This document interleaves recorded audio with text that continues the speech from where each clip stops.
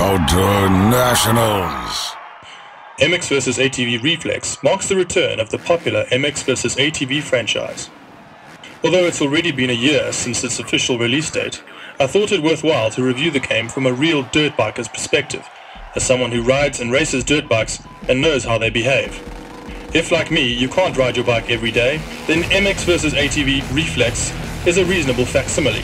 There have been many critics of the game's supposed dated graphics and less than slick looks. However, if you value gameplay over eye candy, then this game is a win. Dirt bike racing is a difficult genre to master, and you can see that the developers have poured all their efforts into creating the first realistic dirt bike game. The graphics may not have advanced, but the actual physics of the game have improved many times over. Gone are the days of leaping from mountaintop to mountaintop on mirror-smooth terrain. Today's game is about railing berms and blitzing whoops on challenging, ever-changing terrain. The biggest improvement on offer is the integration of rider body movement into the game experience.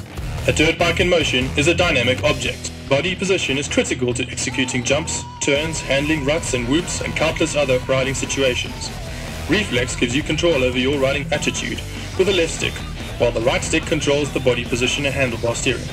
It takes a while to master the system, but a few hours in, it becomes intuitive. As you master the controls, it becomes very rewarding, as it is now possible to execute realistic whips and scrubs that give the game an extra edge over its predecessors.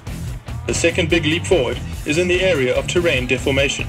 In Reflex, you will notice bikes forming ruts and wheel tracks as they go.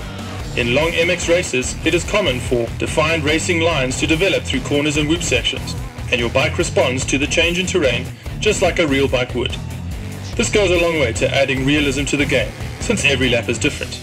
Reflex has several different bike brands to choose from. KTM is there, of course, and then there's three pseudo-Japanese brands that are presumably stand-ins for Yamaha, Kawasaki and Suzuki. You can customize your bike to a limited degree, adding handguards, performance exhausts, tire choices, bars, graphics kits and more. The choices are limited though, and it would be nice to do a little bit more. I found the most challenging and fun game modes to be off-road racing, outdoor motocross and supercross, although there's a possibility that I might be biased. Here you can race against big-name stars like Ryan Villapoto and James Stewart, and lesser-known riders such as Chad Reed. You can also participate in freestyle MX and freeride, although the latter is fairly uninteresting. Perhaps the biggest strike against Reflex are the semi-retarded AI races, with every start becoming a melee of flying bikes and riders smashing into each other. It's common for you to be leading a race, only to be taken out by an AI rider, and then it's virtually impossible to get back to the front because every subsequent rider you pass will inevitably repeat the experience.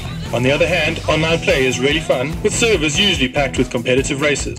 Unfortunately, it's also very unreliable due to a bug in the online play system that is still to be resolved. All in all, anyone who rides on a regular basis will find this game rewarding. It is realistic and challenging, and if you're into bikes and you enjoy console games, I would get this one. Is it the perfect MX game? No, but we're getting there.